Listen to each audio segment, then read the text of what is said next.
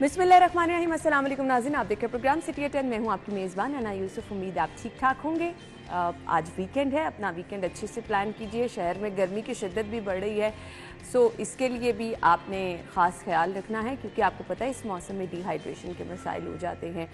सो अल्लाह ताला की इतनी नेमतें मौजूद हैं, फ़ालसा है, तरबूज है, ये चीज़ें गर्मी का तोड़ हैं, इनका इस्तेमाल करें और अपनी सेहत का ख़ास ख्याल रखें, क्योंकि जान है तो जहान है। प्रोग्राम का आगाज़ करेंगे, जिनकी बर्थडे है 11:05 पर हम उनको विश करेंगे। आज के मेहमान भी प्रोग्राम में हमारे साथ शामिल होंगे, लेकिन आपको पता है जी, हमारा ये वाला घंटा जो होता है, हम शहर की सूरत हाल आपके साथ डिस्कस करते हैं, शहर की खबरें डिस्कस करते हैं, वो चीज़ें जो कि आप तक पहुँचानी ज़रूरी हैं, वो इश्यूज़ जो कि आप लोग हाईलाइट करते हैं, वो आप तक पहुँचाए जाते हैं, जिस पर सारा दिन हमारे रिपोर्टर्स काम करते हैं। सो आ जाते हैं आज की टॉप स्टोरीज़ की तरफ।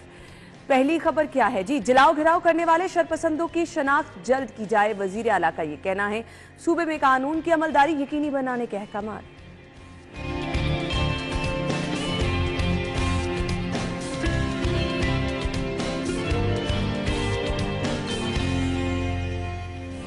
रावी पर 2 ट्रीटमेंट प्लांट लगेंगे, आलमी कंपनियां सरमायाकारी पर तैयार।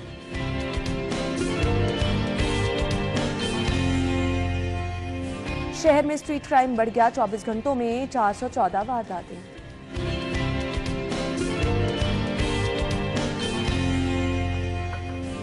पुलिस एहलकारों को कवायद के बरक्स सजा पर अफसरान को कार्रवाई का इंतबाह। छोटी छोटी गलतियों पर बड़ी सजाएं देने पर आईजी पंजाब ने अफसरान को रोक दिया।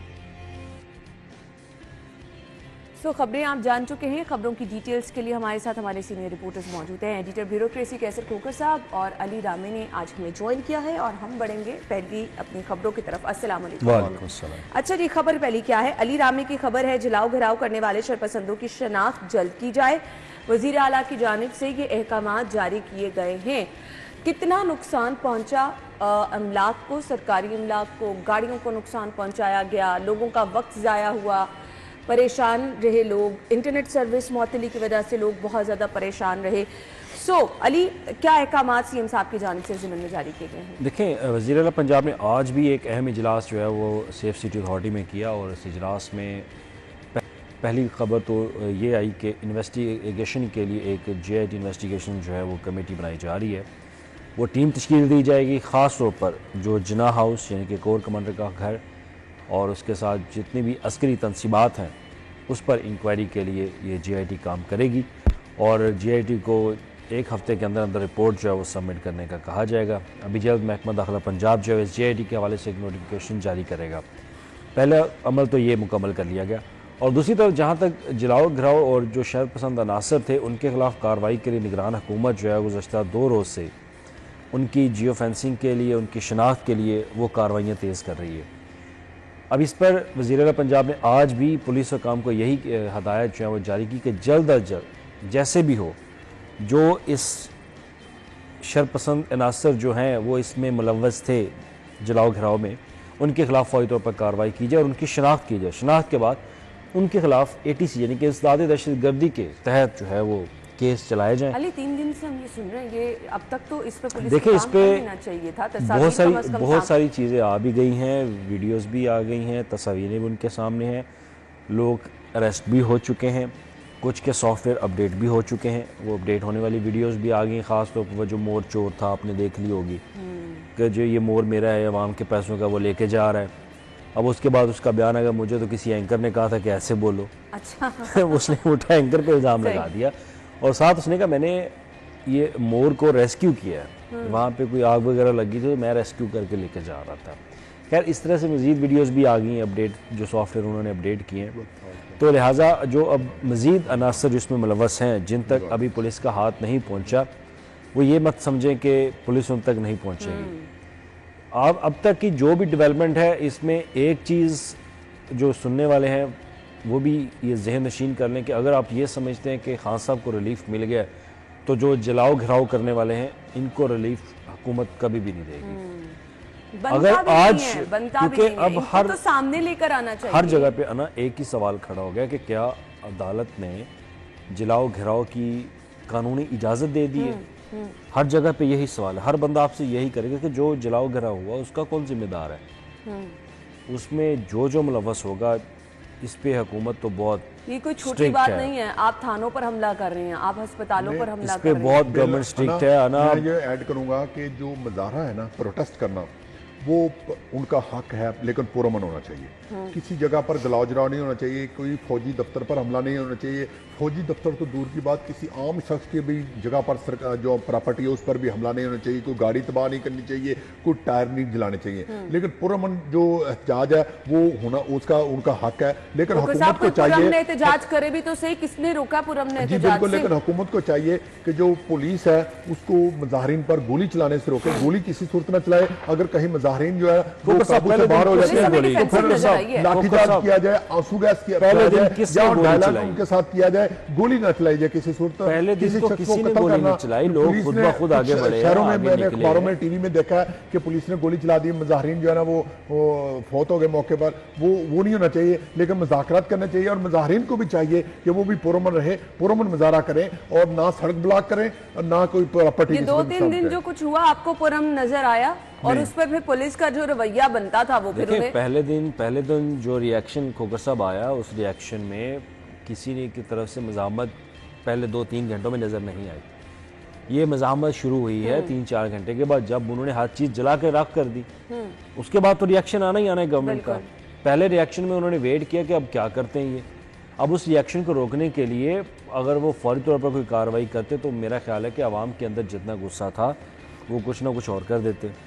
तो लिहाजा अब यही मैं कहना चाह रहा था कि जो लोग इसमें मुलव्वस है ना उनके खिलाफ हुकूमत बहुत स्ट्रिक्ट है। हुकूमत भी और अस्करी की आदत भी। सिंपल सी बात है कि आपने एक मुनज़्ज़म इदारे के ऊपर जो हमला किया इसको कतन बर्दाश्त नहीं किया जाएगा। आपने अदारे की साख जो है इस पे कोई कॉम्प्रोमाइज बनता भी नहीं है। इस पे दिफा नहीं कोई कर सकता। हर बंदे के जहन में ये सवाल है, लोग भूल गए कि नवाज शरीफ के साथ क्या हुआ, इमरान खान के साथ। वो कह रहे हैं कि भाई जो जलाओ घिराव हुआ है इसका जिम्मेदार कौन है? अगर आज आपने इनको एक शेल्टर दे दिया तो मुस्तकबिल में कोई भी किसी के घर को आग लगा वही देगा। ना, आप मेरी ऐसी रिवायत कायम कर देंगे। आप खैर, ऐसी- अगली खबर की तरफ आ जाते हैं। अदालत से बड़ा रिलीफ, इमरान खान को पीर तक किसी भी मुकदमे में गिरफ्तार ना करने का हुक्म दिया गया है। खोखर साहब, जी बिल्कुल, ये अदालत ने रिलीफ दिया पीटीए को, जो सरबराह इमरान खान को। एक तो पहले ये कि जो उनकी नैब के हाथों गिरफ्तारी थी उसको गैर कानूनी करार दिया सुप्रीम कोर्ट ने। तो मैं समझता हूँ कि जो सुप्रीम कोर्ट का हुक्म है वो हुकूमत को मानना सही। चाहिए, क्योंकि हमारे लिए सुप्रीम कोर्ट जो है ना आंखों का सरताज है, उसका हुक्म मानना चाहिए। और Mother of law है। और अदालतों का हुक्म जो है ना हर किसी के लिए बाइंडिंग होना चाहिए। दूसरा, अदालत ने हुक्म दिया कि पीर तक जो है ना वो इमरान खान को किसी मुकदमे में गिरफ्तार ना किया जाए। तो इमरान खान को चाहिए कि अगर कहीं उसको पुलिस बुलाती है शामिल तफ्तीश होने के लिए तो वो जाकर शामिल तफ्तीश हो। अगर कहीं अदालत उसको तारीख पर बुलाती है तो वो अपनी तारीख पेशी पर भी जाए और वो मुकदमात में GAT के सामने अपनी बेगुनाही साबित करे, वो भी जाए। और अगर उसने क्वेश्चनमेंट की रिट की हुई है, 126 केसेस की जा सके, उसने अदालत में रिट कर दी है, तो उसमें भी अदालत को चाहिए कि जल्द फैसला करे ताकि दूध का दूध और पानी का पानी हो सके। लेकिन मेरी एक रिक्वेस्ट है कि अदालत जो भी फैसला करे वो मेरिट और इंसाफ पर होना चाहिए और हमें उसको मानना भी चाहिए। मानना भी चाहिए। अली, तमाम फैसले खोखर साहब मेरिट पे हुए हैं। खोखर साहब जी, अदालत का फैसला जो होता है वो मेरिट पर ही होता है, हम उसको मानते हैं बस। ठीक हो गया। अच्छा, जहाँ तक ये बहुत बड़ा रिलीफ है, किसी ने ना सोशल मीडिया के ऊपर एक लफ्ज़ एक लिखा हुआ था, क्योंकि कल जो इस्लामाबाद हाई कोर्ट की तरफ से एक रिमार्क्स आया था, वो रिमार्क्स ये था कि जिस मुकदमे का इल्म नहीं भी है उसमें भी गिरफ्तार ना किया जाए। तो किसी ने लिखा कि हुकूमत के दिल में भी अगर कोई मुकदमा है तो उसमें भी गिरफ्तार नहीं किया जाए। सही। इस हद तक रिलीफ, इस पर भी नून लीग जो है, मेरा ख्याल है अब तो वो लफ्ज़ कहना नहीं चाहिए। उनके लिए बस इतना ही बड़ा कि जब उन्होंने कह दिया कि आपको हर मुकदमे में रिलीफ है, जो इल्म में नहीं है उसमें भी रिलीफ। जब इनकी हुकूमत थी खान साहब की, तब यही अदालतें थी और यही लोग थे और इन लोगों के खिलाफ कार्रवाइयाँ हो रही थी।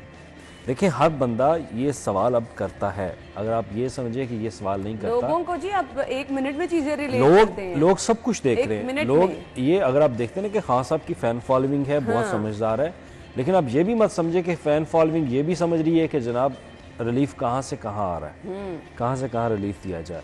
अब इसमें 2 नुक्ते हैं। एक तो ये भी हो सकता है लोगों को कूल डाउन करने के लिए ये काम किया गया हो, क्योंकि हालात बहुत गंभीर थे। पंजाब में तो नहीं, लेकिन दीगर सूबों में इतलात ऐसी थी जिसमें KP के फर्स्ट पे है कि वहाँ पर हालात बहुत ज़्यादा हद तक आगे निकल चुके थे, तो शायद उसी को मद्देनज़र रखते हुए ये फ़ैसला हुआ होगा कि जनाब इनको फ़ौरी तौर पर घर भेज दिया गया हो। ये मेरी ऑब्जर्वेशन है, ये मेरी राय है।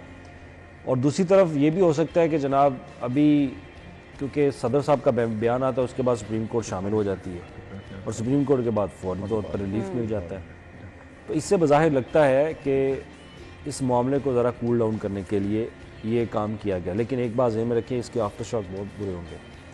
इसके आफ्टर शॉक ऐसे होंगे कि आप फिर याद रखेंगे।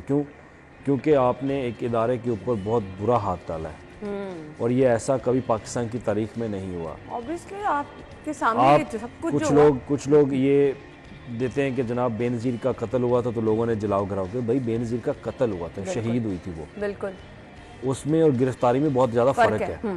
और जरदारी साहब भी गिरफ्तार हुए, नवाज शरीफ भी गिरफ्तार हुआ, शहबाज शरीफ को आपने नैब में बुला के वहीं पे गिरफ्तार कर लिया।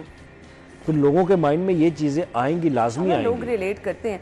खैर यहाँ पे एक खबर ये भी है मलिक अशरफ साहब की कि 2 मुकदमात में इमरान खान की गिरफ्तारी मतलूब है। इमरान खान के खिलाफ इस्लामाबाद में 29, लाहौर समेत पंजाब में 6 मुकदमात दर्ज हैं, 2 में बेगुनाह। अब बाकी मुकदमात का क्या बनेगा? देखिए उन्होंने सबको तो रिलीफ दे दिया। उन्होंने कहा वो हर तमाम मुकदमात जिसमें वो क्योंकि उन्होंने यकजा करके उन्होंने कहा था कि मुझे तमाम मुकदमात में एक ही दफ़ा जो है वो मुझे रिलीफ दे दिया जाए, मुझे ज़मानत दे दी जाए, तो फौरी तौर पर अदालत ने वो रिलीफ दे दिया। और साथ ये भी कहा कि जो जिसका आपको इल्म नहीं भी है उसमें भी आप गिरफ़्तार जो है वो नहीं हो सकते। तो लिहाजा ये अब मंडे तक ये उनका रिलीफ है। बाकी अलकादर ट्रस्ट वाला वो 2 हफ्ते तक उन्होंने ज़मानत अप्रूव की है। अब पीर को दोबारा फिर खोकर साहब जो है वो पेश होंगे। मैं आपको ये बताऊं कि जब इमरान खान की हुकूमत थी तो शहजाद अकबर जो है ना उसने नैब के साथ मिलकर पूरी नून लीग अंदर कर दी, शहबाज शरीफ को भी अंदर कर दिया। वो गलत हुआ, बिल्कुल ऐसा नहीं होना चाहिए था। यही तो रिवायत हम आवाज खान साहब ने शुरू किया था की हुकूमत आई है तो पीटीआई की सारी के अंदर किया जा रहा है, इमरान खान के खिलाफ झूठे मुकदमे दर्ज किए जा रहे हैं। ये नहीं होना चाहिए, इंतकाम नहीं होना चाहिए, इंतकाम नहीं होना चाहिए। असल फैसला जो है ना अवाम के छोड़ना चाहिए, अवाम बैलेट के जरिए फैसला करे और जो अवाम का मैंडेट हो हर किसी को मानना चाहिए और दूसरे को घर आराम से अपोजिशन के बेंचों पर बैठना चाहिए या घर चले जाना चाहिए। अवाम के मैंडेट का एहतराम करना चाहिए और सारे फैसले करने का अख्तियार अवाम के बैलेट के जरिए होना चाहिए। अवाम के मैंडेट को ही नजरअंदाज किया जा रहा है फिलहाल, तो हमें ये नजर आ रहा है। कल फैसला हो जाएगा, कल इलेक्शन है ना पूरे पंजाब में।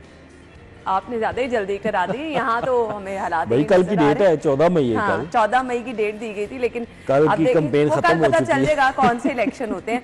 खैर इंटरनेट सर्विस 4 रोज बाद बहाल, दफा 144 का नफाज, 4 रोज की तोसी। खोखर साहब क्या कहेंगे? शहर में अमन-ओ-अमान की सूरत हाल बिगड़ने पर वजारत दाखिला ने इंटरनेट सर्विस आर्जी तौर पर बंद की, कल रात को बहाल होना शुरू हुई। जी बिल्कुल, इंटरनेट की सर्विस बहाल कर दी गई है और ये इस्लामाबाद में जो हाईकोर्ट का जो फैसला था उसके बाद देखकर जो है ना महकमा दाखिला हुकूमत पंजाब निगरान हुकूमत ने ये फैसला किया है। लेकिन दफा 144 में महकमा दाखिला ने 4 रोज की तोसी कर दी है और 4 रोज तक मजीद जो है जलसे जुलूस करने, मजारे करने, धरने देने, रोड ब्लॉक करने, 5 या 5 से ज्यादा अफराद के इकट्ठा होने, मजमा करने या कहीं इकट्ठ करने पर पाबंदी होगी। इसका पूरे पंजाब में और लाहौर में पाबंदी है 4 रोज के लिए मजीद। और इस वाले से मैं आवाम से अपील करूंगा कि वो लॉ इन्फोर्सिंग इदारे जो है उनसे तावन करे और अमन अमान की सूरत खराब ना करे और दफा 140 का जो फैसला हुआ उस पर अमल किया जाए। लोग सफर कर चुके हैं, इंटरनेट सर्विसेज की वजह से ठीक है, आपने वक्ती तौर पर लॉ एंड ऑर्डर की सिचुएशन को देखते हुए सारे लोगों का काम मुतासर हुआ, किया, बड़ा बहुत काम मुतासर हुआ। मैं एक रिपोर्ट पढ़ रहा था तो उसमें लिखा हुआ था उन्होंने कि जनाब ये जो ऊबर और ऑनलाइन टैक्सी सर्विसेज जो हैं सब लोगों का कारोबार तबाह है। Exactly agree. और इसके अलावा जो डिलीवरी बॉयज हैं और दीगर जो इस कारोबार से मुंसलिक है जिनका ऑनलाइन सर्विस, बहुत सारे दफातर में काम इंटरनेट पे होता है, इंटरनेट पे होता है, वो इंटरनेट की वजह से बहुत ज़्यादा नुकसान हुआ है। अरबों रुपए का नुकसान बताया जा रहा है, जो कि एक इंटरनेशनल मीडिया की एक रिपोर्ट थी अल जजीरा की, जितना नुकसान इसमें हुआ।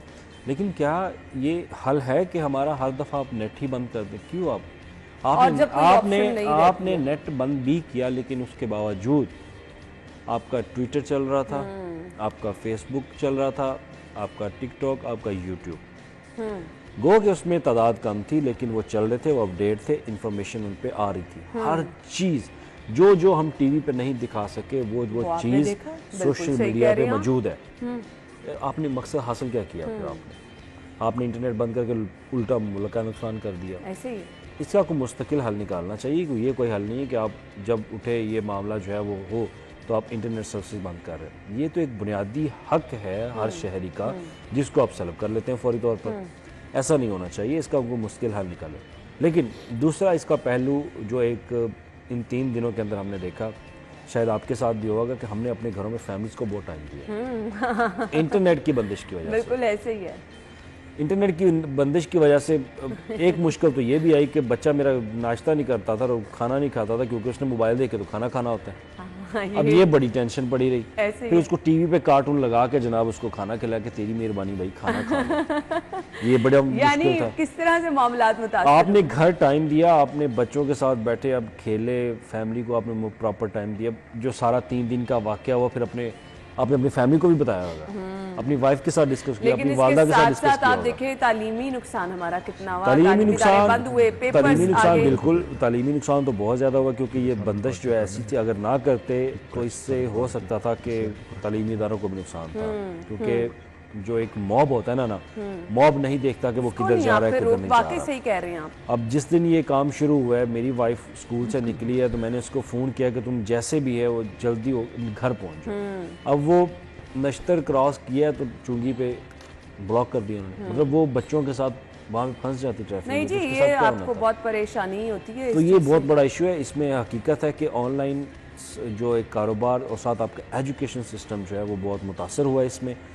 अब इसमें मेरा नहीं ख्याल कि दोबारा इस तरह की सिचुएशन में अल्लाह न करे। तो फिर ये सब सिचुएशन बनाने वालों को हम सियासी कारकुन कहें? नहीं जी, ये शरपसंद है, ये एक्चुअली दहशतगर्द है जो कि मुल्क का कौम का नुकसान चाहते हैं। और हुआ भी ये पीटीआई के अंदर भी लोग ये कह रहे हैं कि यार ये पीटीआई नहीं है, ये पीटीआई के वर्कर्स नहीं हो सकते कि जो इस तरह का काम कर रहे हैं कि आप घर जला दो।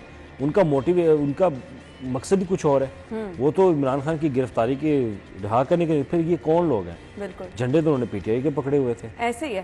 खैर, हम अगली खबर की तरफ भी आएंगे, ब्रेक ले लेते हैं। ब्रेक के बाद अगली खबर हम डिस्कस करेंगे। स्टे विद अस।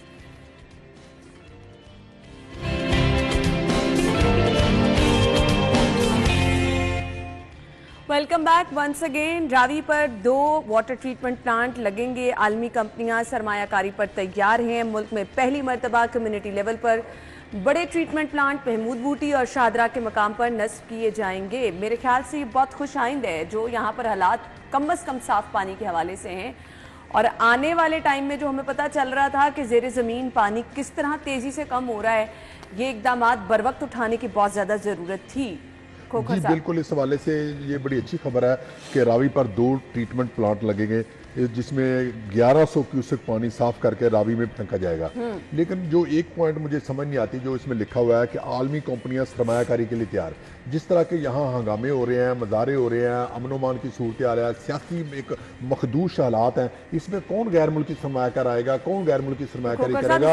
अगर कोई आया तो वो भाग जाएगा, अगर कोई आया तो वो भाग जाएगा। इसलिए ये जरा मामला पॉइंट जो है ना ये मशकूक है। बाकी ये अच्छा कदम है कि रावी में 2 ट्रीटमेंट प्लांट लग रहे हैं और मुल्क में पहली मरतबा कम्युनिटी लेवल पर बड़े ट्रीटमेंट प्लांट जो महमूद बूटी और शादरा के मकाम पर नस्ब किए जाएंगे। कम्युनिटी से ली की रकम के जरिए कंपनी को अदायगी भी होगी। तो ये अच्छा कदम है। तो लेकिन मैं ये रावी के वाले से बहुत सारी खबरें पढ़ता रहता हूँ कि रावी में ये हो गया, रावी का पानी जो है वो गदला लोग गटर का फेंकते हैं, वो साफ़ करने के लिए इकदाम किए जा रहे हैं, रावी के पानी को पीने के लिए पानी इस्तेमाल किया जाएगा। लेकिन अभी तक होता तो कुछ नहीं अमली तौर पर। ये सारी अखबारों के खबरें हैं, जैसे लिखा होता ना, छोटे छोटे हम पढ़ते होते थे कि कानून का बोलबाला होगा, लेकिन अभी तक कानून का बोलबाला नहीं हुआ, बल्कि हालात उससे भी ख़राब हो गए। तो ये अजीब सी बात मुझे लग रही है अभी, लेकिन देखिए इस पर अमल होता है या नहीं होता। जी प्रोजेक्ट शहबाज शरीफ के दौरे हुकूमत से ये प्रोजेक्ट जो है ना वो सरकारी कागज़ों के हद तक महदूद है।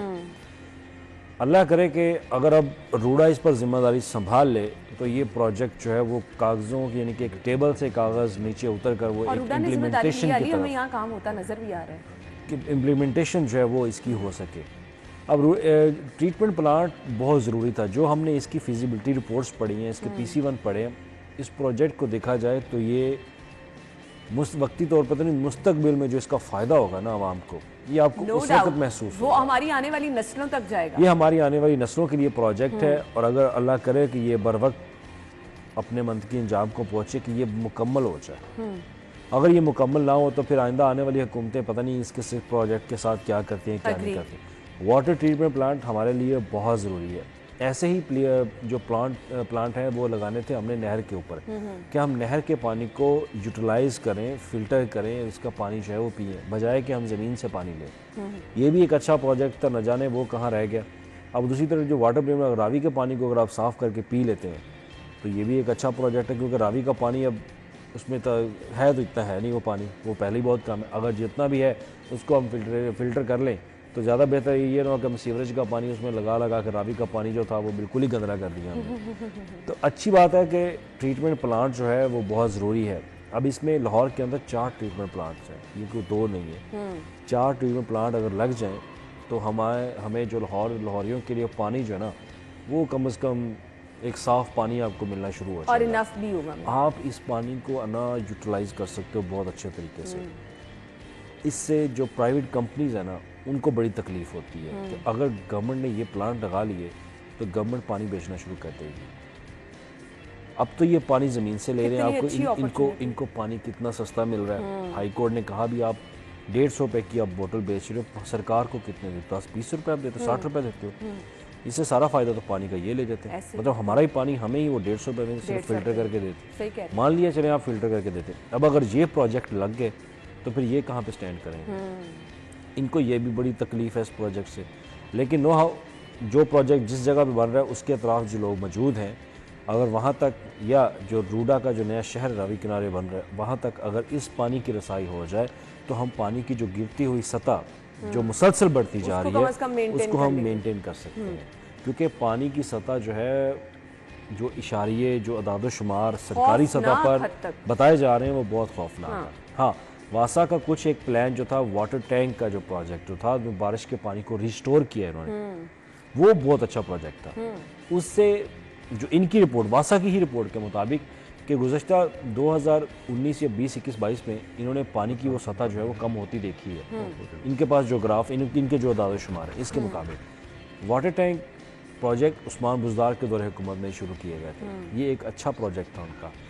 यही प्रोजेक्ट अगर हम पूरे पंजाब के अंदर बढ़ा दें, हम बारिश का पानी जो है वो स्टोर कर सकते हैं और फिर उसको यूटिलाइज़ किया जा सकता है। जब आप पीएचए पानी इस्तेमाल करता है ग्रीन बेल्ट्स के ऊपर, वहाँ पे पानी आप इस्तेमाल कर सकते हो। दूसरी तरफ आप फसलों के लिए पानी जो है वो इस्तेमाल कर सकते हैं। लेकिन अब इस पे कोई काम भी तो संजीदगी से करना चाहिए ना। काम आपके देखिए पास ना, काम संजीदगी से होता है, हमारे पास रिसोर्सेज होने चाहिए। सिंपल सी बात ये है, हमारे पास रिसोर्सेज नहीं, बजट नहीं होगा तो हम प्रोजेक्ट को कैसे मुकम्मल करेंगे? वासा आपको ऐसे हज़ारों प्रोजेक्ट्स बना के, फिजिबिलिटी बना के पेश कर देगा, फिर वो आपसे डिमांड करेगा जनाब इतना बजट हमें दे दें। फिर आप बजट कहाँ से देंगे? बिल्कुल आपने हमारे सही लिए कहा। असल मसला है कि हमारे पास रिसोर्सेज नहीं है, बजट। लेकिन ये एक बड़ा कौमी मसला है, इसको समझने की जरूरत है। हाँ, इस पे आप, मेरा ख्याल है कि जो फोकस आप दीगर प्रोजेक्ट्स के ऊपर करते हैं ना, तो उसमें ये प्रायोरिटीज़ के प्रोजेक्ट्स होने चाहिए आपको। इनको फौरी मुकम्मल करें, इनके ऊपर काम रुके नहीं।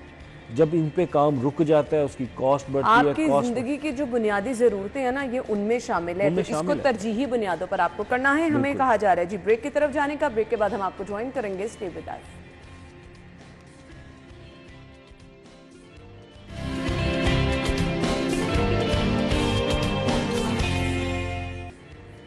Welcome back once again. खबर हमारे पास क्या है? 24 घंटों में 414 वारदातें हुई हैं। शहर में स्ट्रीट क्राइम बढ़ने लगा है। मौजूदा जो हमारे शहर के हालात रहे, पुलिस की मसरूफियात कहाँ रहीं और उसके असरात तो फिर नज़र आ नहीं थे। फिर हमने कल आपके साथ ये भी चीज़ डिस्कस की कि कच्चे के डाकुओं के खिलाफ जो ऑपरेशन हो रहा था वो भी मुतासिर हुआ, क्योंकि वहाँ पे जो पुलिस नफरी थी उसको वहाँ से वापस बुलवा लिया गया। सो आपके शहर का रिस्पॉन्सिबल कौन है? यहाँ पर लोग अपने घरों की दहलीज पर लुट रहे हैं, कोई मोबाइल फ़ोन से महरूम हो रहा है, कोई अपनी मोटरसाइकिलों से महरूम। महंगाई के इस दौर में मोटरसाइकिल ख़रीदना किसी के लिए कितना मुश्किल है, और उस पर आप ये देख रहे हैं कि चोर डाकू दंदनाते फिर रहे हैं और आपकी पुलिस की सारी नफरी अपनी ड्यूटियाँ दूसरी तरफ निभा रही है। खोखर साहब, जी बिल्कुल, असल में पुलिस जो है वो लॉ एंड ऑर्डर पर हो गई है उसकी ड्यूटी। जो मुजाहरे हो रहे आवाम हैं के जानो माल का तो तहफ़्फ़ुज़ अवाम किसने के लिए यकीनी स्ट्रीट बनाना क्राइम के है? लिए जो पुलिस है वो कम पड़ गई है, पेट्रोलिंग कम पड़ गई है, सारी थाने की नफरी पेट्रोलिंग की नस्ली सारी लोगों के साथ वारदातें हो रही हैं, लोग थानों में जा रहे हैं, थानों में कोई है ही नहीं। मार्केटों पर और जहाँ जहाँ मुजाहरे हो रहे हैं वहाँ पर लगा दिए हुए है। और पुलिस की फोकस जो है सारे अफसरान है वो भी लॉ एंड ऑर्डर पर एंगेज हो गया, जिसकी वजह से रूटीन का जो डाकू है, चोर है, उनको फ्री हैंड मिल गया, उन्होंने वारदातें शुरू कर दी हैं। इस हवाले से हुकूमत को सोचना चाहिए कि कुछ नफरी जो है ना वो लॉ एंड ऑर्डर पर लगाई जाए, कुछ रूटीन के क्राइम पर भी लगाई जाए, ताकि जो डाकू है वो ज्यादा खतरनाक है। अगर कोई किसी की प्रॉपर्टी फुकर जलाता साहब, है आप तो उससे रूटीन ज्यादा। का क्राइम कह रहे हैं, कथा अली ये क्राइम, रूटीन का आप क्राइम फुकर है नहीं, बहुत आगे बढ़ चुका है। अगर आप मौजूदा सूरत हाल को देख के कह रहे हैं कि लॉ एंड ऑर्डर की सिचुएशन सूबे के अंदर जा रही है, तो लिहाजा इस तरह के केसेस जो बढ़ते हैं। आप यही 3-4 दिन पीछे जाके देख लें, आप मुझे बता दें कि क्राइम की रेशो क्या है लाहौर के अंदर, सूबे के अंदर क्राइम की रेशो क्या है। वो रेशियो इससे भी ज़्यादा होगा। ऐसे ही है, ऐसे ही है। तो क्या आम दिनों के अंदर फिर पुलिस क्या कर रही होती है? सवालिया निशान तो ये, अब तो चले लॉ एंड ऑर्डर की सिचुएशन चल रही है जी, जिसका दा लगा उसने लगा लिया। तो उससे पहले सिचुएशन क्या है? माफ़ कीजिएगा, क्राइम के ऊपर जो है हमारा तवज्जो बहुत पीछे हट चुका है। हमारी जो एक स्टेट है वो इसके ऊपर फोकस नहीं कर पा रही। देखिए, महंगाई इस हद तक बढ़ चुकी है ना कि लोगों का ज़िंदगी का जो रोज़मर्रा का जो एक गुजर बसर है ना वो बहुत मुश्किल हो चुका है उनका। सिंपल सी बात है। तो फिर लोगों के पास रोज़गार भी नहीं है।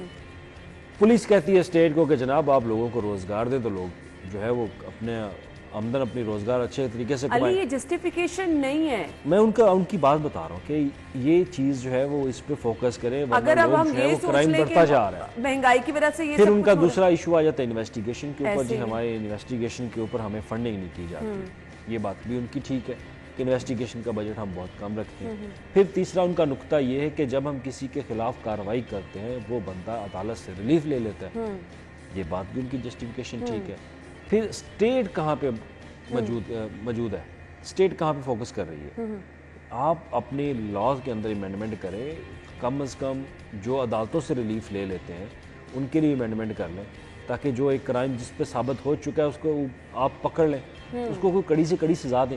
है ना, जब तक आप सजाएं नहीं ना देंगे तब तक तो ये चीज़ें ऐसी बढ़ती रहेंगी। आपने बिल्कुल आपको सही कहा। क्राइम बढ़ता नजर आएगा, लेकिन दूसरी तरफ पुलिस को अपने सिस्टम अली, को मजीद हम बेहतर यहाँ करने की पर जरूरत हम है। यहाँ पर बीसियों खबरें चलाते हैं कि सीसीटीवी फुटेज है, फलां जगह पर चोरी डकैती हुई, फलां मोबाइल शॉप से डाकू ये ले गए, फलां घर की दहलीज से ये ले गए, सोने के कंगन किसी के चले गए।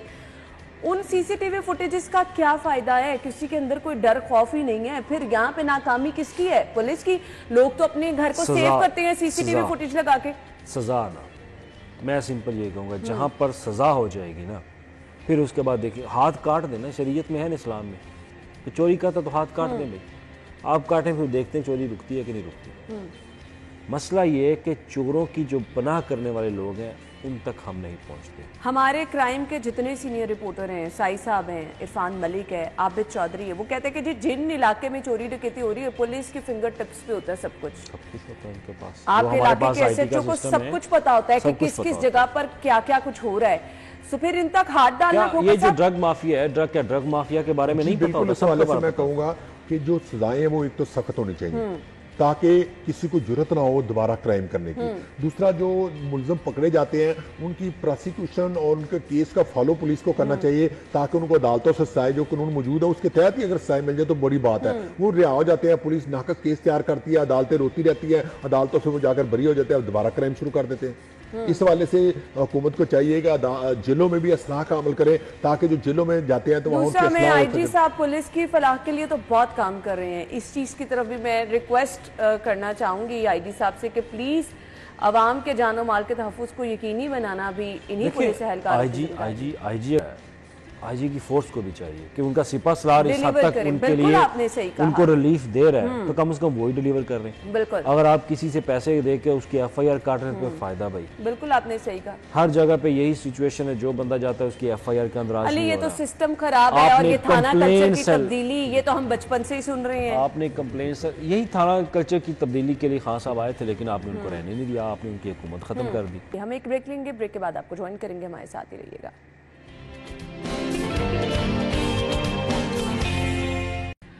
Welcome back once again. Programme के इस हिस्से में जो जिनकी बर्थडे है हमने उनको विश करना है। सो आज जिनकी बर्थडे है उनमें है जी शानी, मुदस्सर की आज बर्थडे है, मेराज की बर्थडे है, मेराज खालिद, मोहम्मद रमज़ान भट्ट की, अली की, मोहम्मद शम्स की बर्थडे है, इसके साथ जी ईसा की बर्थडे है और मोहम्मद इर्तज़ा की बर्थडे है। आप लोगों को सालगिरह की मुबारकबाद, wish you a very happy birthday. अगर आपने मूवी देखनी थी तो हमने आपको ट्रेलर दिखा दिया, और अगर आपने कुछ और प्लान करना है वीकेंड के लिए और आप देखते हैं जी मौसम कैसा होगा वीकेंड का, वो आपको बता देते हैं टुडेज वेदर में।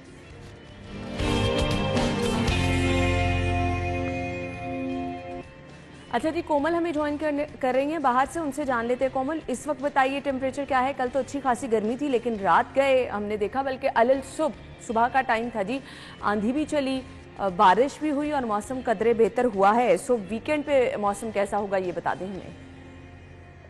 जी बिल्कुल है ना, लाहौर शहर के मौसम के हवाले से बात की जाए तो रोज़ ब रोज़ जो है वो हम देख रहे हैं कि गर्मी की शिद्दत में इजाफा रिकॉर्ड किया जा रहा है। इस वक्त भी सूरज ने अपनी आग बरसाना शुरू कर दिया और शहरी जो है वो काफ़ी ज़्यादा निढाल नज़र आ रहे हैं। वहीं हमारे बागों की रौनकें भी मानिंद पलटती हुई नज़र आ रही हैं, क्योंकि हवाएं ना चलने की वजह से और गर्मी की शिद्दत में इजाफे की वजह से जो हमारे पौधे हैं वो भी मुरझाए हुए नज़र आ रहे हैं और शहर लाहौर की खूबसूरती जो है वो आहिस्ता आहिस्ता मज़ीद मानिंद पड़ने लगी है और शहर लाहौर के पास ही बहुत ज़्यादा परेशान नज़र आ रही हैं। जिस तरीके से बात की जाए लाहौर में दर्जा हरारत के हवाले से, तो मौजूदा दर्जा हरारत भी 36 डिग्री सेंटीग्रेड रिकॉर्ड किया जा रहा है और आइंदा 24 घंटों के दौरान लाहौर शहर में बारिशों से मुतल्लिक भी कोई पेशगोई नहीं की जा रही और हवाओं का सिलसिला जो है वो भी बिल्कुल मानिंद पड़ा हुआ है, जिसकी वजह से हमारे जो शहरी हैं, हमारे परिंदे खासतौर पर बहुत ज़्यादा मुरझाए हुए नज़र आ रहे हैं। क्योंकि जब मौसम खुशगवार होता है तो ना सिर्फ हमारे शहरी बल्कि हमारे जो परिंदे हैं वो भी बहुत ज़्यादा इंजॉय करते हैं। तो आज जो है वो हर तरफ हम देख रहे हैं कि एक उदासी सी छाई हुई है और आइंदा 24 घंटों के दौरान टेम्परेचर भी 42 डिग्री तक जाएगा। लाहौर में क्वालिटी इंडेक्स के हवाले से बात कर ली जाए तो AQI की मजमूई शरह भी 137 के साथ लाहौर आलूदा तरीन शहरों की फहरिस्त में दूसरे नंबर पर देखा जा रहा है। अना मैं आपको ये बताते चलूँ कि मौसम की तब्दीलियों के साथ हम लोग ये देखते हैं कि मई के महीने में जो पंखे की हवाएं थी वो थोड़ी सी ठंडी तो महसूस होती हैं, लेकिन इस दफ़ा हम देख रहे हैं कि अब पंखे की जो हवाएं हैं वो भी ठंडी महसूस नहीं हो रही है। उससे भी यूँ महसूस होता है कि जैसे पंखा भी जो है वो गर्मी बरसा रहा है, आग बरसा रहा है और शहरी जो है वो काफ़ी ज़्यादा परेशान। ठीक है जी, गर्मी बढ़ रही है, हमें बता दिया है जी कोमल ने, और आगे इसके लिए आपको मज़ीद तैयार रहना है। प्रोग्राम के इस हिस्से में जी, वैसे तो कल है मदर्स डे और आपको पता है कि हर साल मई का जो सेकंड संडे है इसको मदर्स डे के हवाले से सेलिब्रेट किया जाता है। वैसे तो तमाम दिन ही माओं के दिन होते हैं, क्योंकि आपका मेरे ख्याल से वाहिद एक ये रिश्ता है जो दुनिया का खूबसूरत तरीन और जिसको एक्चुअली कहते हैं आजकल के इस दौर में जो प्योर, बिल्कुल प्योर रिश्ता जिसे कहा जाता है, जिसमें किसी भी किस्म की कोई भी रुकावट आप कह लें, कोई भी बनावट कह लें, बिल्कुल नहीं। वो आपकी माँ और आपका रिश्ता है। दुनिया में आपकी माँ से ज़्यादा आपका एहसास करने वाला, आपसे मोहब्बत करने वाला और आपका बेहतर सोचने वाला ना कोई है, ना ही कोई हो सकता है। आज के दिन सभी माँओं के लिए बहुत सारी दुआ है कि अल्लाह ताला जो है उनके लिए बहुत ही अच्छी ज़िंदगी, सेहत तंदुरुस्ती वाली ज़िंदगी हम सब की माँओं को दें और अल्लाह ताला उनको सलामत रखे। कल मदर्स डे मनाया जाएगा, लेकिन चूँकि आपको पता है कि कल संडे है, सो हम आज ही इन सेलिब्रेशन की तरफ आ रहे हैं। हम सब तो अपनी माँओं को सलाम पेश करते हैं, ये नन्हे मुन्ने बच्चे अपनी माँओं के लिए किस तरह से मोहब्बत रखते हैं वो आपको दिखा देते हैं। वंस अगेन तमाम माँओं को सलाम और तमाम माँओं के लिए हैप्पी मदर्स डे। जिसे कहा जाता है जी कि जैसे मौसीकी रूह की ग़िज़ा है, वैसे ही हमारे लिए शायरी बहुत अहमियत के हामिल है और शायरी के हमेशा अल्फाज जो हैं वो आपके दिल में उतर जाते हैं। और हमने देखा है बड़े बड़े शायर जिन्होंने अपने बहुत बड़े बड़े पैगाम सिर्फ़ और सिर्फ 2 मिसरों में दे दिए, जिन्होंने बहुत सारे लोगों की ज़िंदगी भी बदल दी। आजकल की शायरी और हमारे जो बहुत नामवर शोरा हजरात हैं उनकी शायरी, डिफरेंस क्या है, अच्छी शायरी कहते किससे हैं, वो भी आपके साथ आज के प्रोग्राम में हम डिस्कस करेंगे। अब्बास ताबिश साहब एक नाम हमारे साथ स्टूडियो में इस वक्त मौजूद हैं, अपने शो में खुश आमदीद कहेंगे। अस्सलाम वालेकुम। वालेकुम अस्सलाम। बहुत बहुत शुक्रिया आपके कीमती वक्त के लिए। आपका शुक्रिया। मेरा नहीं ख्याल किसी भी तारुफ की मोहताज है आपकी शायरी। मैं बेसिकली आपसे सबसे पहले तो शायरी से मुतल्लिक कुछ वो कहते हैं ना गाइडलाइंस जानना चाहूँगी कि बेसिकली शायरी है क्या। लेकिन उससे पहले अभी हम ऑफ कैमरा, क्योंकि हमने मदर्स डे के हवाले से सेलिब्रेट किया, बच्चों के मैसेजेस दिखाए, तो माँ के हवाले से जो मुझे शायरी सुनाई गई, तो अब्बास ताबिश साहब मैं सबसे पहले चाहूँगी माँओं की नज़र आप कुछ शायरी कर ही दें। एक शेर है जी जो मैंने 1987 में कहा था गवर्नमेंट कॉलेज लाहौर में। तो बहुत उस शेर को पजीराई अल्लाह ने दी। वो मैं शेर सुना देता हूँ। एक मुद्दत से मेरी माँ नहीं सोई ताबिश, एक मुद्दत से मेरी माँ नहीं सोई ताबिश, मैंने एक बार कहा था मुझे डर लगता है। वाह क्या खूबसूरत है। और मेरे ख्याल से वाकई ये वो माँ का रिश्ता है जो अपने बच्चे की इस तरह से टेक केयर करती है कि वाकई वो अपनी बच्चे के लिए अपनी पूरी ज़िंदगी जो है वो भी सर्व करने के लिए तैयार होती है। अब आ जाते हैं जी, आपकी पसंदीदा शायरी भी हम ज़रूर सुनेंगे, लेकिन कुछ हमने जानना है कि बेसिकली हमारे शायर हजरात जो हैं वो शायरी के बारे में क्या कहते हैं। शायरी होता क्या है? शायरी जो है मैं समझता हूँ बुनियादी तौर पे तो एक वदीयत है, अल्लाह की तरफ से है। जैसे एक अच्छी आवाज़ वाला होता है वो सिंगर बन जाता है, इसी तरह शायर भी जो होता है मैं समझता हूँ पैदाइशी होता है, उसमें इम्कानात होते हैं। उसके बाद शायर जो है वो फिर पढ़ता है, शायरी का मुतालिया करता है, सीखता है, फिर शेर कहता है, और इसमें दुआ भी शामिल होती है, क्योंकि शायरी जो है ही दुआ। तो हम लोग जो हैं वो कोशिश करते हैं, दुआ मांगते हैं और अल्लाह ताला शेर दे क्या देता है। ये शायर के अपने एहसासात ही होते हैं, अपनी सोच ही होती है जिसको वो अल्फाज के रूप में सामने पेश करता है? जो आप महसूस कर रहे हैं या जो आपको नज़र आ रहा है उसको आप अल्फाज की सूरत में पेश कर देते हैं? देखिए, इस हवाले से जमाल सानी ने कहा था कि जमाल खेल नहीं है कोई गज़ल कहना, कि एक बात बतानी है एक छुपानी है। तो हम जो कुछ देख रहे हैं, जो महसूस कर रहे हैं, वो सब का सब शायरी में बयान नहीं होता, क्योंकि हमें ये सिखाया गया है कि पहले ये देखना है कि गज़ल में क्या नहीं कहना। सही। हम सोचते तो बहुत कुछ हैं, वो सारा शायरी का मौजू नहीं होता। लेकिन अगर कोई साहिब हुनर हो तो वो हर बात जो है बड़े सलीके से बयान कर सकता है। सही। देखना यह कि आर्ट बना है, शायरी बनी है या नहीं बनी। बाकी जो कुछ हमारे इर्द गिर्द हो रहा है वो तो चैनल्स पर भी नज़र आ रहा है, अखबारों में भी नज़र आ रहा है, सोशल मीडिया पर भी नज़र आ रहा है। आपने खुद शायरी कब से शुरू की? कब से आपको महसूस हुआ कि मैंने आप शायरी 1975 में शुरू की, जब मैं 9th क्लास में पढ़ता था। अच्छा। तो उस वक्त जो है वो शायरी मैंने शुरू की। मैं बेसिकली मेलसी हमारा एक शहर है उसमें पैदा हुआ, वहीं इब्तदाई तालीम हासिल की।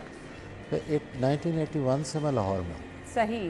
तो यहाँ फिर जो है फिर शायरी पढ़ी भी, शायरी की भी, और अल्हम्दुलिल्लाह 40 साल से मैं मुशायरे पढ़ रहा हूँ, पूरी दुनिया में जाता हूँ। सही। आपकी पसंदीदा शायरी तो हमने सुननी है और वो भी जिसको बहुत पजीराई मिली वो भी सुनेंगे, लेकिन अभी मुझे बनाने का कहा जा रहा है। सबसे पहले आपकी अपनी शायरी में से पसंदीदा शायरी जो आपको हमेशा लगता है आपके दिल के बहुत करीब है। देखिए, बात यह है कि ऐसी शायरी अभी मैंने करनी है। अच्छा, अभी भी करनी है? हाँ, यस। लेकिन एक गज़ल मैं सुना दूँ? जी ज़रूर। कि दश्त में प्यास बुझाते हुए मर जाते हैं, दश्त में प्यास बुझाते हुए मर जाते हैं, हम परिंदे कहीं जाते हुए मर जाते हैं, घर पहुंचता है कोई और हमारे जैसा। सही। घर पहुंचता है कोई और हमारे जैसा, हम तेरे शहर से जाते हुए मर जाते हैं। वाह। हम हैं सूखे हुए तालाब पे बैठे हुए हंस, हम हैं सूखे हुए तालाब पे बैठे हुए हंस, जो ताल्लुक को निभाते हुए मर जाते हैं। वाह, बहुत ही खूबसूरत। किस तरह लोग चले जाते हैं उठकर चुपचाप, हम तो ये ध्यान में लाते हुए मर जाते हैं, खूबसूरत। उनके भी कत्ल का इल्ज़ाम हमारे सर है, उनके भी कत्ल का इल्ज़ाम हमारे सर है, जो हमें जहर पिलाते हुए मर जाते हैं। ये मोहब्बत की कहानी नहीं मरती लेकिन, ये मोहब्बत की कहानी नहीं मरती लेकिन, लोग किरदार निभाते हुए मर जाते हैं। बहुत ही खूबसूरत। हम हैं वो टूटी हुई कश्तियों वाले ताबिश, जो किनारों को मिलाते हुए मर जाते। वाह वाह, बहुत ही खूबसूरत, बहुत ही खूबसूरत, ज़बरदस्त। अच्छा जी, अब ये शायरी तो आपने अपनी पसंद की सुना दी, आपकी शायरी में कौन से ऐसे अशार थे जिनको बहुत पजीराई मिली? बहुत से शेर हैं, वो मैं सोशल मीडिया पे आप देखें, जी बिल्कुल। मेरे पूरी दुनिया में मैं जाता हूँ, मुशायरों के वीडियोस, वो हर चीज़ मौजूद है। बहुत से शेर हैं जो लोगों को पसंद हैं और वो कोट भी होते हैं।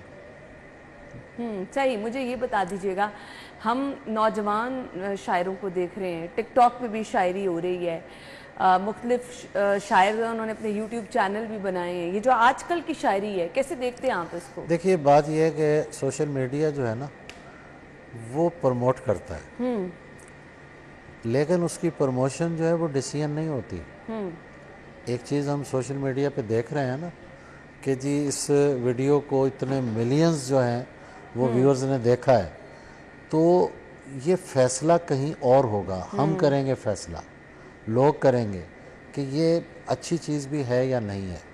मेरा ख्याल में सोशल मीडिया का फ़ायदा ये है कि वो चीज़ें जिन्हें पहुंचने में बहुत ज़माने लगते थे, अब फ़ौरन पहुंच जाती हैं, और अगर वो मेरिट पर नहीं है तो फ़ौरन ही गायब हो जाती है। ऐसे ही, बिल्कुल अग्री। तो बस जिस दिए में जान होगी वो दिया रह जाएगा। सही। अच्छा जी, आपके पसंदीदा शायर के हवाले से जो आपको बहुत इंस्पायर हमेशा करते हैं? देखिए, मेरे पसंदीदा शायर कोई एक नहीं है, बहुत से हैं। मैं मीर को पसंद करता हूँ, गालिब हैं, इकबाल हैं, मसफ़ी पसंद है मुझे। फिर आगे आ जाएं तो यगाना बहुत पसंद है, फ़िराक गोरखपुरी पसंद है, तो नासिर काज़मी हैं, अहमद नदीम कासमी हैं, बड़े बड़े नाम हैं जी, बहुत एक लंबी फहरिस्त है जो मुझे पसंद है। जश्न जॉन एलिया मनाने जा रहे हैं आप, उसका मुझे बताइए क्या मकसद? जी जी जी, जश्न जॉन एलिया, एक्चुअली मैं एक वेबसाइट बना रहा हूँ इश्क़ाबाद के नाम से, कि मुझे ख्याल आया कि पाकिस्तान में कोई शायरी की बड़ी वेबसाइट नहीं है। वेबसाइट शुरू हुई, लेकिन लोग जो हैं वो उसे रास्ते में छोड़ के किसी और तरफ निकल गए। तो ये वेबसाइट जो है मैं को तकरीबन 2.5 बरस से बना रहा हूँ, और वो तकरीबन हमारे हवाले से हिसाब से वो मुकम्मल हो गई है। तो उसको लॉन्च करने के लिए हमने जश्न जॉन एलिया का ऐलान किया, 3 रोज़ा जश्न जॉन एलिया। हालात की वजह से हमें वो पोस्टपोन करना पड़ा, लेकिन हमने हिम्मत नहीं हारी, हमारी तैयारियां मुकम्मल हैं। इंशाल्लाह हम जल्द इसी हफ्ते में फिर एक नई डेट का ऐलान करेंगे, और उससे भी ज़्यादा जज्बे के साथ हम जॉन एलिया, उसकी शायरी को सेलिब्रेट हम करेंगे। चाहेंगे कि आपको इसका फीडबैक भी बहुत अच्छा मिले। हमारे पास वक्त कम है, जॉन एलिया की कोई शायरी अगर आप यहाँ पे शेयर करना चाहें नाजरीन के साथ। जॉन एलिया के कई शेर हैं जो मुझे पसंद हैं, मैं सुना देता हूँ। ये मुझे चैन क्यों नहीं पड़ता, ये मुझे चैन क्यों नहीं पड़ता, एक ही शख्स था जहान में क्या है। ये मुझे चैन क्यों नहीं पड़ता, एक ही शख्स था जहान में क्या है। मैं भी अजीब शख्स हूँ, इतना अजीब हूँ कि बस खुद को तबाह कर लिया और मलाल भी नहीं। क्या सितम है कि अब तेरी सूरत गौर करने पे याद आती है। तो जॉन मेरा ख्याल में इस वक्त सबसे ज़्यादा पॉपुलर शायर जो है, यानी अपनी डेथ के 20 बरस बाद भी जॉन का जो एक करिश्मा है वो बढ़ता चला गया। उनका बहुत ज़्यादा शायरी जो है वो लोगों को पसंद है। थैंक यू सो मच, आपके वक्त का बहुत बहुत शुक्रिया। बहुत शुक्रिया नाज़रीन, हम एक ब्रेक लेंगे, ब्रेक के बाद आपको ज्वाइन करते हैं।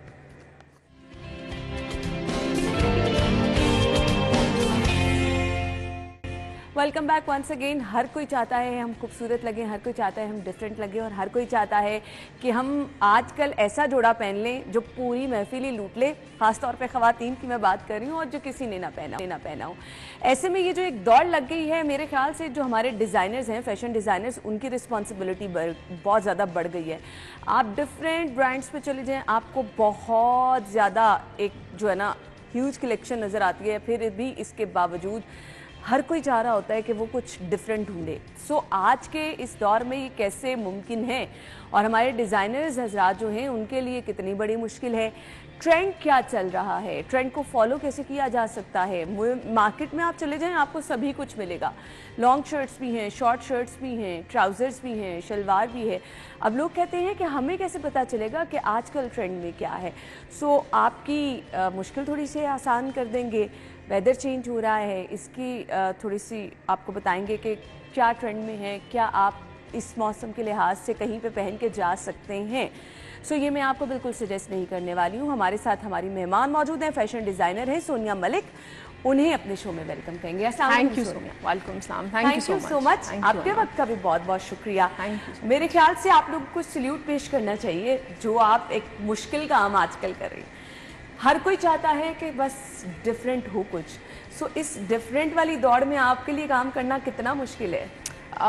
मुश्किल नहीं होता, क्योंकि आप अगर पैशन के साथ कर रहे हो और अगर if you like what you doing, तो वो फिर मुश्किल आपको नहीं, उसमें ऐसा मुश्किल नहीं लगता। आइडिया कहाँ से आता है? बहुत सारी इंस्पिरेशन होती है। आप मेरे सामने बैठे हो, you are my, you'll be the inspiration. आप अपने इन्वायरमेंट से इंस्पिरेशन ले सकते हो, बहुत छोटी छोटी चीज़ों से, छोटी छोटी जगहों से आप नेचर से इंस्पिरेशन ले सकते हो। कहीं पे भी बैठे हुए कोई चीज़ आपको खूबसूरत लग रही है, B it even a food, एक खाने की एक टेबल है, मेज, कुछ भी आपको अच्छा लगता है तो आप उससे इंस्पिरेशन ले सकते हो। बिल्कुल आपने ठीक कहा। सो अब मुझे बता दें, ट्रेंड फॉलो करना है।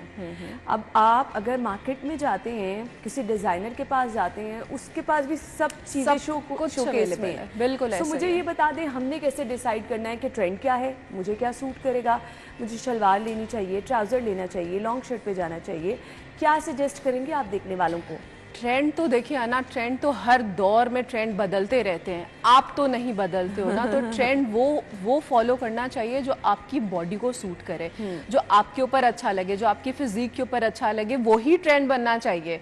ये ट्रेंड के पीछे अगर आप भागोगे ना, तो ट्रेंड तो अनलिमिटेड ट्रेंड्स है ना, किसके कौन कौन से ट्रेंड को फॉलो करोगे, एंड देन हर ट्रेंड को फॉलो हर इंसान नहीं कर सकता। तो उस ट्रेंड को फॉलो करें जो आपकी बॉडी पे सूट करता है। वो कट्स पहने जो आपको, आपकी हाइट को और एनहांस करेंगे, आपके फेस को और एनहांस करेंगे, आपकी पूरे बॉडी को और एनहांस करेंगे।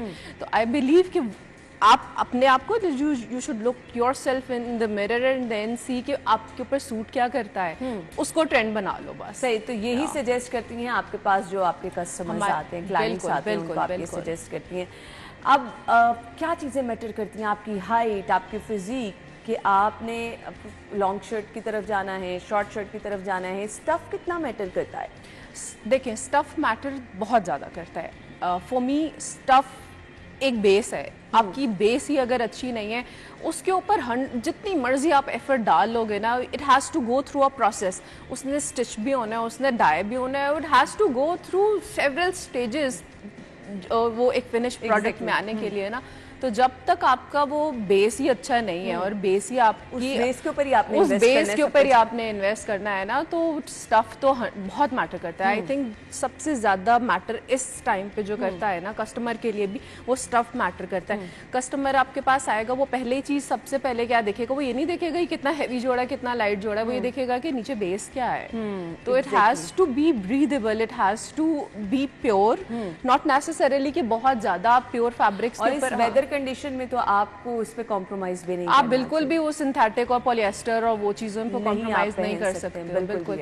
विंटर्स में फिर थोड़ा सा है, आप अगर आप टॉलरेट कर सकते हो तो well and good, but summers में तो आई वुड से पॉसिबल भी नहीं है। अच्छा जी, कलर्स कौन कौन से इन हैं, क्या सजेस्ट करना चाहेंगे आप? कलर्स अब पेस्टल्स बड़े अच्छे लगते हैं, समर्स में पेस्टल कलर्स बहुत अच्छे लगते हैं। पर अभी रिसेंट ट्रेंड्स में है ना, हमने ये देखा है कि ब्राइट कलर्स जो हैं, they are very in, even neons are coming back again. I have seen, कुछ ऐसे डिजाइनर्स की मैंने कलेक्शंस देखी इंटरनेशनली भी, वो नियॉन्स एक फिर से वापस आ रहे हैं। लास्ट ईयर और उससे last year I think neons were out, पर अभी एकदम से फिर वो जो ब्राइट कलर्स हैं, लाइक फूशिया और मेजेंटा और ग्रीन और yellow, they are all in. So ये डिपेंड करता है कि what you like, what you prefer. जैसे फ्लोरल प्रिंट्स हैं, वो बहुत इन है, बहुत इन है। कोऑर्डिनेटेड सेट्स हैं, वो बहुत इन है। बिल्कुल।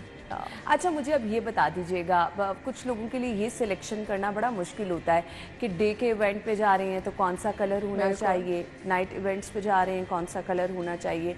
सो उसमें आपके लिए बेस्ट आपकी रिकमेंडेशन? डे के इवेंट पे तो अच्छा ना, कभी कभी कुछ ऐसे क्लाइंट्स होते हैं, ट्रिकी क्लाइंट्स होते हैं, उनको उल्टा करना हो, वो उल्टे होते हैं थोड़े से।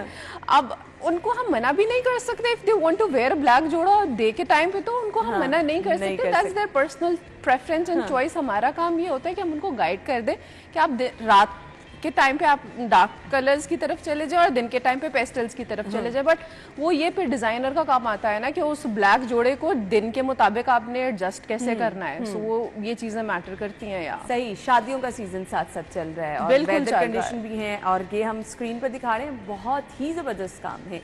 सो बहुत ज्यादा हैवी जोड़ा ही शादी का जोड़ा होना चाहिए? एक नहीं, हमारे यहाँ ये ट्रेंड है ना, हमारे यहाँ तो ये ट्रेंड है ना, हमारे यहाँ तो जितना भरा होगा उतना कम होगा। हाँ। तो ये ऐसा, आई डोंट बिलीव आपकी पर्सनालिटी क्या है। कुछ ऐसी ब्राइड्स भी होती हैं वो कहती हैं कि हमें बहुत डेलिकेट जोड़े चाहिए, बहुत कम हल्का काम चाहिए। कुछ ऐसी ब्राइड्स होती हैं वो कहती हैं कि बिल्कुल बेस नजर भी नहीं आनी चाहिए, कपड़ा तो नजर भी नहीं आनी चाहिए। तो हर तरह का क्लाइंट होता है। फिर उन हमारा जो बेसिक मकसद है वो तो यही है ना कि हर किसी की पसंद को लेके हम आगे चलें। उसकी क्या रिक्वायरमेंट है, उसकी क्या पसंद है। देखिए शादी तो बहुत स्पेशल इवेंट होता है, सही। एंड देन ब्राइड के लिए तो उससे ज्यादा होता है, उसका जोड़ा ही सब कुछ होता है उसके लिए। पूरी शादी में सब लोगों ने देखना है, सबने देखना होता है। So true. तो उसके लिए उसका जोड़ा इज एवरीथिंग, बाकी सब बीइंग द डिजाइनर आपकी रिस्पॉन्सिबिलिटी होती है ये कि आपने दुल्हन को बस सब सारे इवेंट की जान दिखाना है। सो मुझे ये बताएं किस तरह आप इस चीज़ को मैनेज करती हैं, किस तरह इस रिस्पॉन्सिबिलिटी को लेती हैं? अच्छा, बहुत इमोशनल चीज़ भी होती है ना एट टाइम्स, और ये बहुत रिस्पॉन्सिबिलिटी की वाली भी ये चीज़ होती है एट टाइम्स। बहुत प्रेशर भी फील होता है कि क्योंकि एक ब्राइडल जोड़ा है, it has to be according to not only the bride, उसकी फैमिली के लिए भी वो जोड़ा बहुत इम्पोर्टेंट होता है। तो हमारी कोशिश यही होती है कि जैसे अम्माएं आई हैं साथ में, खाला भी आ रही हैं, कजन्स भी आ रहे हैं ब्राइडल जोड़े की डिस्कशंस के लिए, तो हम यही कि सब की क्या कंसेंट है एंड देन ब्राइड की अपनी क्या कंसेंट है, वो कैसा जोड़ा चाहती है। तो फिर हमारी कोशिश यही होती है कि जो वो चाहती है, जो कलर्स वो चाहती है, जितना काम हल्का चाहती है, भारी चाहती है। अच्छा अना, इसके अंदर ज्यादा ये भी मैटर कर रहा होता है कि उसका बजट क्या है। बजट ऑब्वियसली आजकल तो बजट ही सबसे ज्यादा बिल्कुल। तो वो फिर वो उसका जो बजट होता है वो उसके अकॉर्डिंगली फिर हम पूरा प्रोसेस लेके चलते हैं। आई मस्ट से कि यहाँ पर आपके डिजाइनर का रोल होता है कि वो आपको कम बजट में भी अच्छा जोड़ा कैसे बना के दे रही है। आपका बजट जितना भी मिनिमम होगा। अच्छा, साड़ी का ट्रेंड कभी नहीं गया? नहीं, कभी भी नहीं गया। सो मुझे ये बता दें, लेकिन अब साड़ी के हम बहुत डिफरेंट फॉर्म्स देख रहे हैं। बिल्कुल। तो उस पर आप क्या सजेस्ट करना चाहेंगी? कलर कैसा होना चाहिए, कट कैसा? कलर्स तो कुछ भी हो जाए, कलर्स के साथ तो प्ले करना ही तो आपका काम है। अब हम एक पैलेट को बिल्कुल निकाल नहीं सकते और एक पैलेट को बिल्कुल डाल नहीं सकते। उन सारे कलर्स को लेके कैसे चलना है, यही तो आपका काम है और यहाँ पे आप फेल नहीं हो सकते। बिल्कुल ऐसे ही है। सो इसके अलावा जो हम फॉर्मल्स में मैं आपसे जानना चाहूँगी, क्या आप सजेस्ट करना चाहेंगी देखने वालों को? वो लोग ब्राइडल्स की भी हमने बात कर ली है, साड़ी के हवाले से भी हमने बात करी, फॉर्मल्स में अगर कुछ लोग कुछ बनवाना चाह रहे हैं तो आपकी रिकमेंडेशन क्या है? वो क्या चीज़ें हैं गाइडलाइन? जैसे डिपेंड करता है कि वेदर कैसा है। अभी कंपैरेटिवली आना मौसम बेहतर है, उतनी गर्मी नहीं आई है जितनी आगे आएगी। बिल्कुल। तो समर्स में हमारी रिकमेंडेशन ये होती है, क्योंकि शादियां तो हो ही रही होती हैं पूरे साल। पहले ज़्यादा ट्रेंड होता था कि विंटर्स में हो रही है, but after covid we have seen this trend कि समर्स में भी शादियां हो रही हैं। अभी भी हमारे पास हर रोज़ एक दो ब्राइडल के क्लाइंट्स इस तरह से आ रहे होते हैं। किसी के अगस्त में शादी है, किसी की जून में, किसी की जुलाई में, इस तरह से। तो हमारी कोशिश यही होती है कि समर्स में लाइट कलर्स हों, थोड़ा उतना हैवी जोड़ा नहीं हम रिकमेंड करेंगे। और फॉर्मल्स के लिए भी ज़्यादा रिकमेंडेशन, जैसे समर्स की वेडिंग्स हैं तो pastel colours, light work, flowy cut हो जाए, ऑर्गेन्जास के साथ, फैब्रिक्स के साथ आप प्ले कर लो। Not necessarily has to be a very heavy जोड़ा कि भर के उसको भर दिया है, नहीं।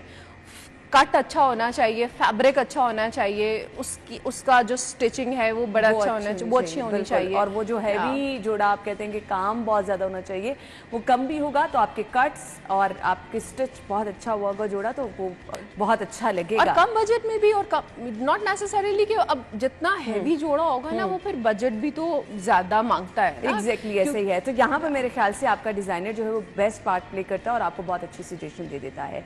Thank you so much Sonia. हमारे पास आई एम सॉरी वक्त थोड़ा कम है, नहीं तो मैं बहुत सारी जबरदस्त चीज़ें आपसे पूछना चाहती हूँ। Thank you so much for having me. Thank you शुक्रिया।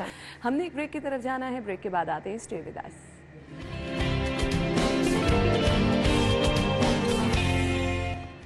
Welcome back once again. Segments का सिलसिला आगे बढ़ाएंगे और आपको हमने बताना है सब्जियों के रेट क्या हैं, आज की रेट लिस्ट आज के भाव में।